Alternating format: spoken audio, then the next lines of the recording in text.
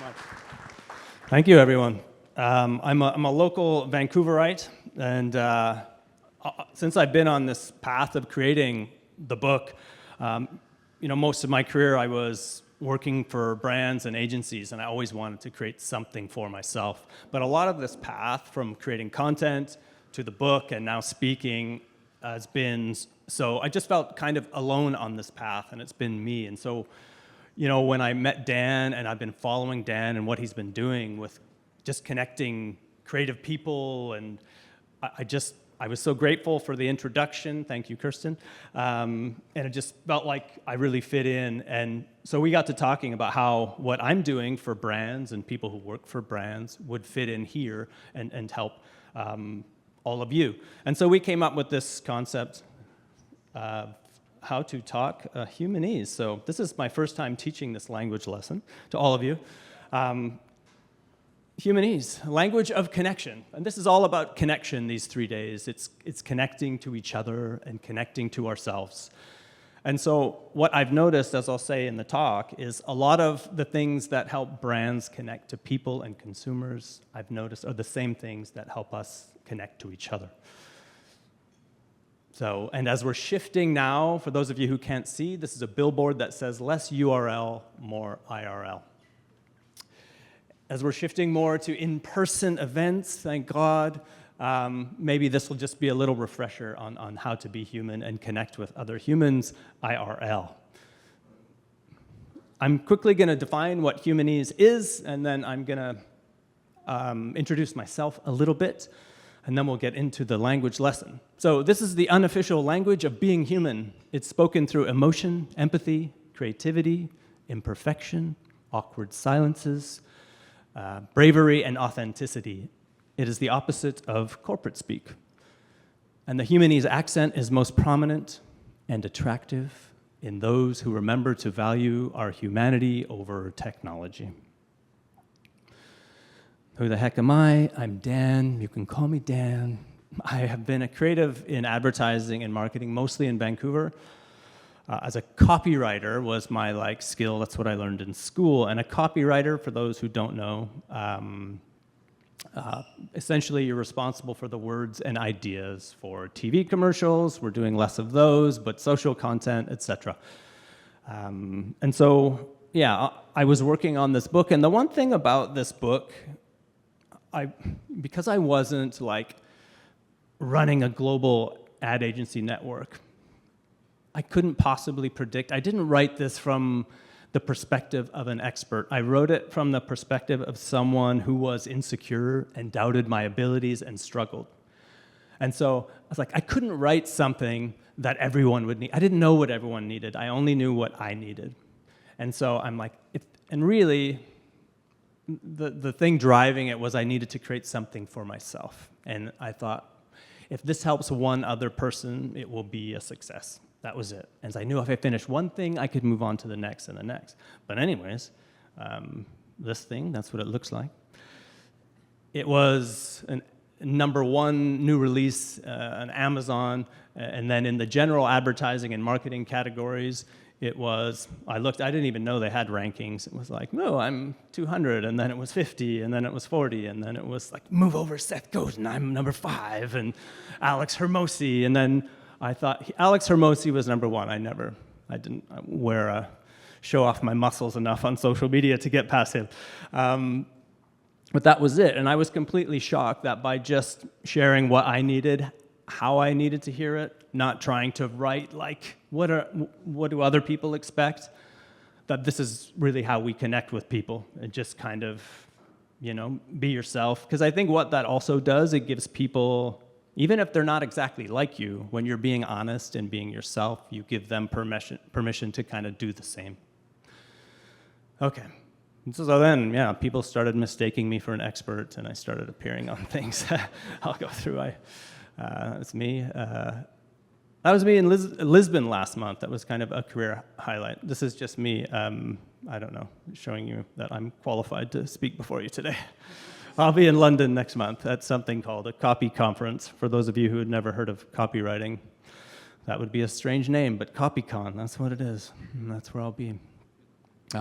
Also, I don't know, brand name dropping now. I've talked to all of these brands too, and it's cool to me to see how someone who wrote something and pressed publish, I self-published, sitting on my son's bed when he was in school, and to have this kind of reaction has been, I just can't tell you the amount of times too, like walking my dog in the morning, and I would just get a message from someone around the world who read the book or saw a talk, and it's legitimately helped them get a job or whatever. I've just moved to tears daily. I cry less now, but I need to do bigger things, I guess. So how does this relate to you? As I've said, the same principles that connect brands to people are also the ones that connect people to people. So I'm going to merge a lot of what I've done I've taken like examples in advertising, headlines mostly, and I've just collected so many of them. So I'll be using some of those to demonstrate and show how they connect with people in the same way.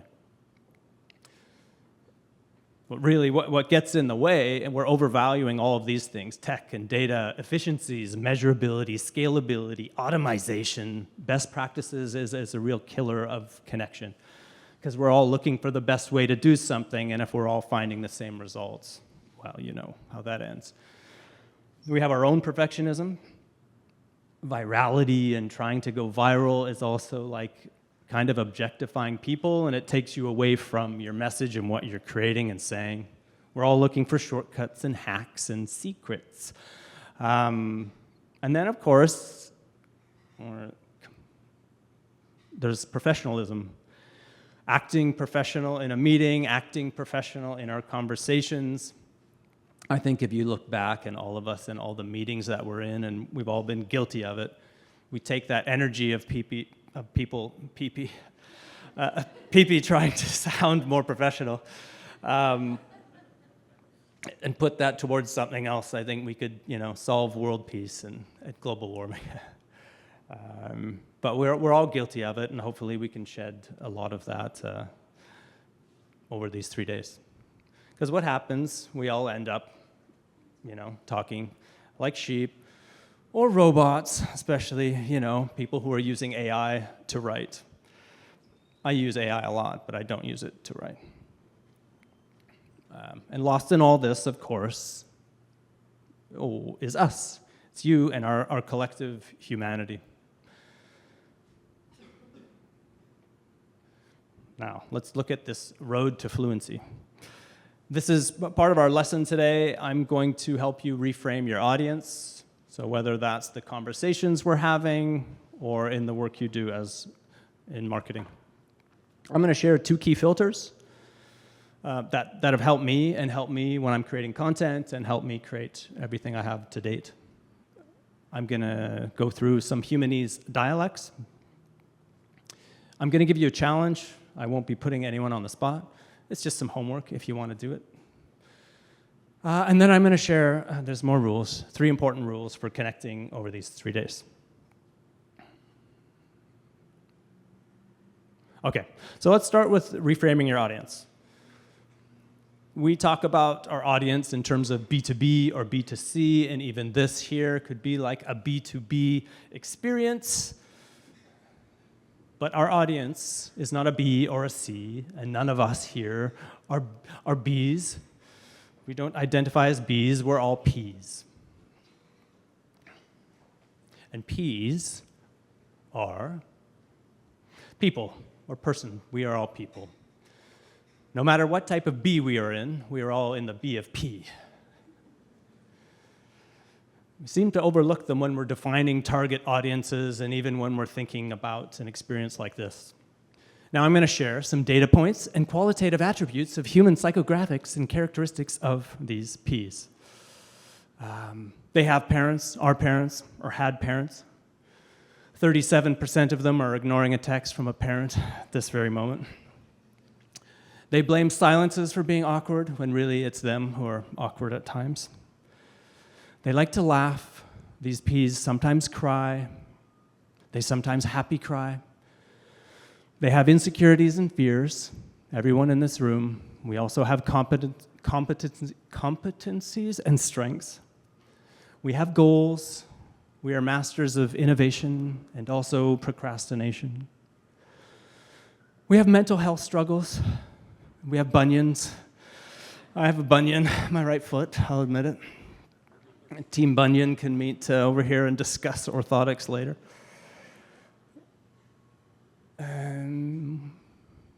We are all brilliantly unique, but we are also all brilliantly similar. We all want to feel seen and like we matter. These Ps want to feel like they're making a difference. They want to love and be loved. 50% of them think Die Hard is a Christmas movie. 97% of them don't get enough sleep. 99.9% of them spend too much time in front of screens. Not like this one. This is a shared screen. What's that? Yeah. Good seat.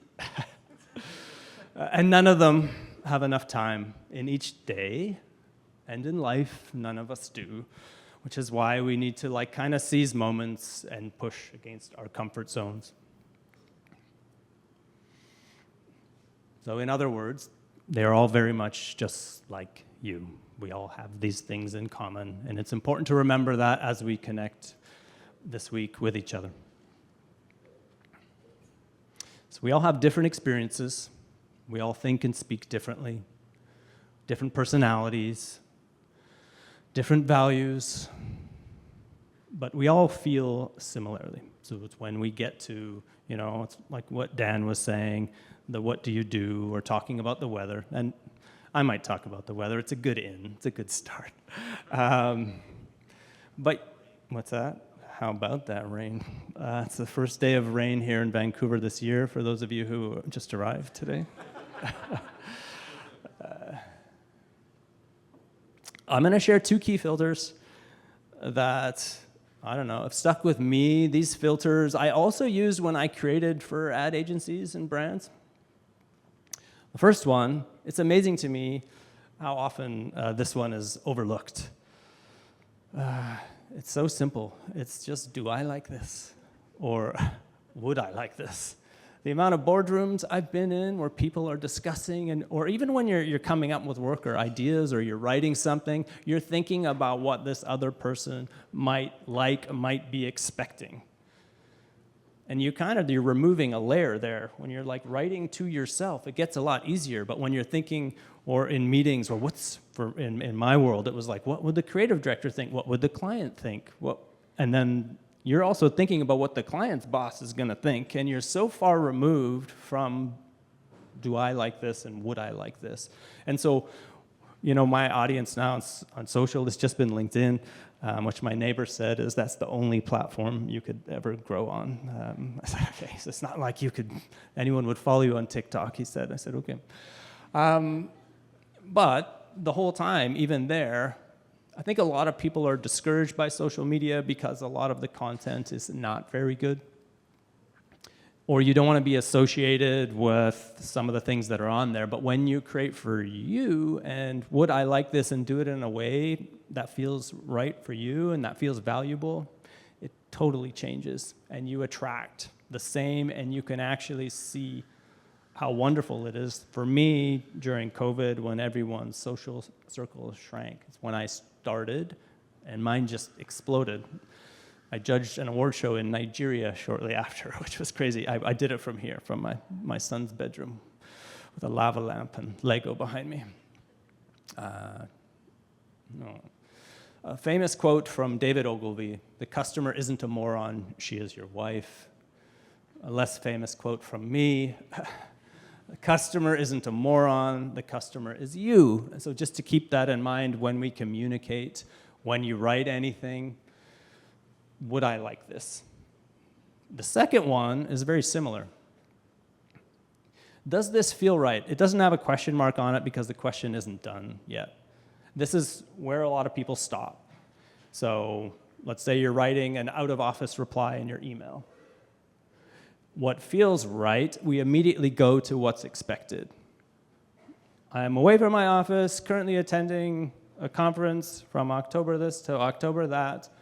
If your message is urgent, please contact so-and-so. I will get back to you when I'm back in the office on this date. And that's fine. But I think we have to ask ourselves, does this feel right to me? Sometimes it does, and sometimes it's the fastest way to do something, and sometimes speed is the priority.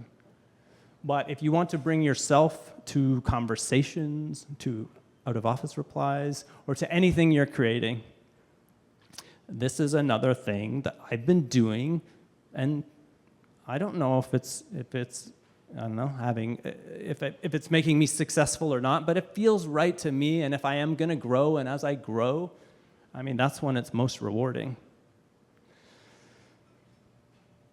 So all the forwards in like almost any nonfiction book, or especially in marketing and advertising, they have a forward written by someone who's like a name in the industry.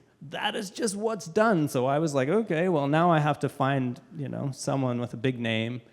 And I was like, it just did not feel right. Again, because I wasn't like running a global network, I'm like, it just didn't. I'm writing from here is what I felt like. Like, I just want to help people, and I want to provide the help I've always needed. And so what I did was insert glowing review from the ad industry legend of your choice here. So what that tells people, too, when they start reading immediately from the beginning that this is different and this person has brought himself to this experience. He's not doing what everyone else is doing. Also on LinkedIn, you'll see these headers where like how to write a LinkedIn headline. And you have your keywords, and then they all have a line that says, I help businesses boost customer retention by X%. Here's another one. I don't even know if it went to the next one. That's the same, but it is a different one. I help fintech companies double their new business. I help businesses boost customer retention by 27%. It's fine. Like if speed and clarity, sometimes that wins the day. Here's another one. Mine says, your inner critic is a ding-dong. That's all it says. I could say, I help, creative people and brands create with speed and confidence. I could put 10x. I help them 10x it. Everyone's 10xing everything. But I don't. I'm demonstrating that I help people because immediately when they see that, if they're a creative person or wanting to create, I've given them something. I might change it one day to I help people do whatever. That might be right for me, but it just did not feel right for me in the moment. Those are always opportunities when you ask yourself, like, what feels right? Write that, and then ask, to me, can you add something to it? Sometimes you can just twist it. And so it is exactly what you'd expect, and other people expect, and then you just add a little smile. All right. I'm going to share some Humanese dialects used by brands. I have to point out, I sent an updated deck yesterday, and this is not it, so I'm skating a little bit here. So embracing your dirt is one. I've already talked about my bunions. Brands do this a lot. This is a hostel in Amsterdam that they can't compete. They're like pretty shitty. And the headline says, free wireless available with the neighbor's password. Shampoo and conditioner, now in convenient bar form. And our maids work twice as hard since we only have one. And this Buckley's, people swear by it and add it. It tastes awful, but it works. I think a lot of times, whether it's like, conversation or marketing materials, most brands are just all about perfection. They don't show their cracks. The brands who do connect with people, and people tend to like them. This is a brand I found a few years ago. This young girl, this is crushing it. I think she was on Shark Tank or something. The shirts read anxious, overthinker, and she's putting insecurities and different things on people's shirts. What a wonderful, beautiful way to connect. To be bold and brave. This is from Liquid Death. Proudly, not for everyone. What they do things like this all the time, but this is they were sharing, negative reviews and comments and the things people would say about them. This says, you should seriously reconsider your life choices if you actually buy this crap. Please go out of business quickly. This is also like when we talk about or think about the conversations we have. that maybe we're afraid to say certain things. I mean, there are certain things we shouldn't say, but within reason, you know. If you swear occasionally, fire one out if it feels natural for you. Because I think where brands go wrong too often is they want everyone to like them. And usually you don't, you know, that is like one of the least attractive qualities in people, right? So what I'm saying is offend each other over these 3 days. No, I'm not saying. This is brands that are refreshingly honest. It's summer, you're thirsty, we've got sales targets. This is from Ricky Gervais, promoting his vodka. Buying Dutch Barn will make a person rich and happy, and that person is Ricky Gervais. I just said be more direct, bold, and honest with things. This is me. Buy my book on copywriting so I can stop working as a copywriter. This at the bottom here, and pay attention to the tone of voice. This is from Innocent Drinks. At the bottom of their carton, it says, "Stop looking at my bottom." I think there, if you're like, does this feel right? Does this feel right to me? Would I like this? It's always an opportunity. Nobody would write anything on that space. Discover the drinkers drink from Strangelove. Such a stupid line. This is from Apple. Survives splashes, sloshes, sprinkles, sprays, splatters, and spills. I saw this the other day. There was some sun here, I promise you. Seagulls steal snacks by the seashore. The thing I love about all of these, okay, you can't see this. In my latest version, you could. This is a bench, and it says, for Gary Hudson, he's not dead, he just loves benches. Which is pretty awesome. And this is in a garden. If you are not a bumblebee, please keep off the flower beds. How nice to add a little bit of Humanese or humanity in these places where we're not used to seeing anything. Oh, here's a couple more. This on the left is for a veterinary hospital. It says, it's all fun and games until somebody ends up in a cone. And on the right, this escalator was not working. It says, this escalator is refusing to escalate. This has been escalated to the engineer who is on his way up or down to check it out. I think a lot of these are out of the UK. They just love language. They're so great with it. And there's a brand, Specsavers, that's here. And in the UK, their stuff is so good. And then here, it's just like so straight. I'm like, come on, we can laugh. Anyway.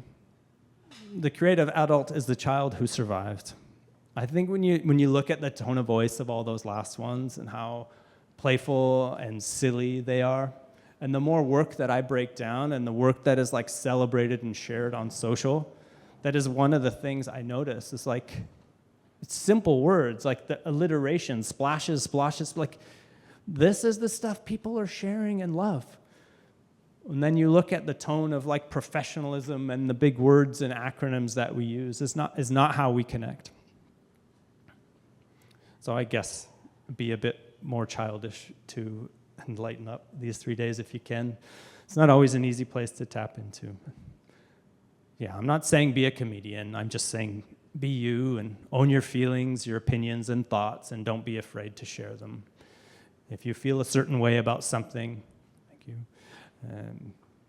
Fire away. A lot of taps. Yeah, don't do that. Don't hide yourself. All right, here's a little challenge. So my newsletter, there's like, I don't know, 700 million people. No, it's not. It's like 10,000 people. But I switched platforms recently, and I get all these out-of-office replies. I never used to get them. And I was like, how do I stop getting these? Because I'll get hundreds of them when I send out a little email. But then I started to notice, because my audience is like, there's a lot of creative people, that some of them are pretty, I don't know, they're just creative, and I notice more personality. I'll say if I get 100, 97 of them are exactly the one I spat out earlier. But there's about 3 of them that stand out. And so I started collecting them. Hang on a second. That's my mom. You get it?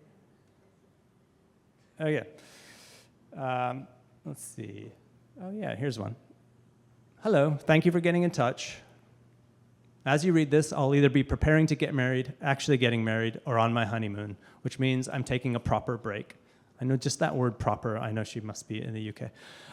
No email checking, let's see. Okay, so I just wasn't sure which version of this deck it had. So I'm just gonna give you some tips. You may wanna consider rewriting or adding a line to your out of office reply. Be specific. I'm sorry I missed you. I'm at the Frontier Summit in Vancouver, filling my brain with fresh ideas and my body with fresh food. And yes, maybe a few jalapeno margaritas. So it's such a small thing, by naming the Frontier Summit and the city, instead of just saying you're out of town, it gives people a reason to connect when you're more specific. And show a bit of personality. Okay, refreshingly honest. I'm attending the Frontier Summit in Vancouver from da-da-da. I will very likely read your message, and because I don't know how to relax, I will very likely respond. I'll just be slower than usual. Or just be silly. I'm at the Frontier Summit in Vancouver, tapping into my potential. Oh, yeah, if this is urgent, please scream loudly at your screen. I might just hear you and come running back. If not, I'll reply when I return. So I think for you, if you were to rewrite it, I mean, it's possible to use it to link to a blog or an interview or your website. Ask a question, you can run a poll, you can ask for help. Maybe you're hiring someone. You can ask for business. Share a TED Talk, offer insight. Talk about why you're here and why you're attending these 3 days and what you hope to get out of it. And then ask them if they have other resources or things, or if there's anything they've attended. Or if you don't want, if you get a lot of email, just do the straight one. This is where that does not feel right for me, and maybe that's it. But if you can add something and even add a smile to someone's day who's reading that, this is a great opportunity to do it. Just give people a reason to connect and to feel. Just make it something human. Even if it's a smile. There's a headline technique that I've named, I call it the smile, and you just say exactly what I'll be, and then you add a smile. So you say the straight thing and just add a little smile. Okay, so now there's 3 key rules here for speaking Humanese at a conference. You are allowed to walk up to someone, stick out your hand, and say, "Hi, I'm Dan," or "May I join you?" And if you see someone awkwardly lurking around your conversation, circling, or your conversation circle, make some room, invite them to join in, or someone pretending to be busy on their phone. You are allowed to forget people's names right after they've told you them, even if they're wearing a name tag. And you never, ever have to apologize for it. Too long, didn't listen. I made that up. TLDL. Just be the person you want to hang out with. Bring your real self to the party and have a wonderful 3 days. I changed this. It's not going to be updated. Oh, yeah, it is. Oops. I can go back. Lesson complete. Yeah, I'm Dan. Let's connect in person while I'm here. Thank you.